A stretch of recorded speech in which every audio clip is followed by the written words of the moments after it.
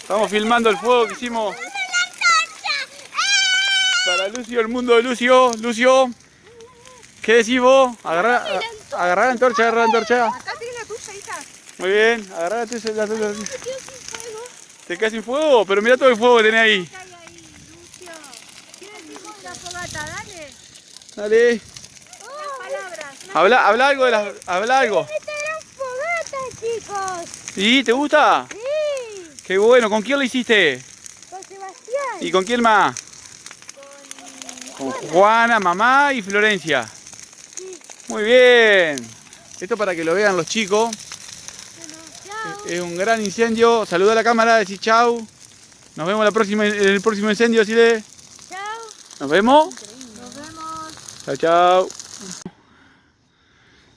En Lucio, el mundo de Lucio. Estamos atacando una colonia de Insectos. hormigas. ¿Así la colonizás vos? Quememos. ¿Qué tal esta experiencia, Lucio? Bien. ¿Sí? ¿Te gusta? Uy, ¿para qué quieres matar a las hormigas? Para colonizar él, dice. Dice que es su colonia. Claro. Porque le ganó. Vamos a tener colonia. Ahí está, ¿ves? Colonia Lía. Muy bien.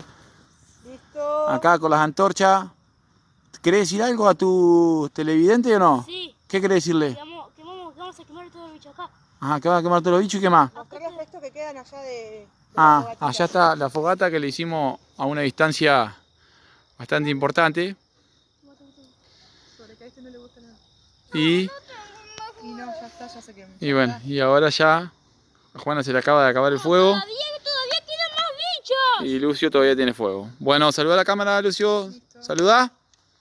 Chao, decí. Chao, decí Juana. Chao, Juana. Bueno, listo.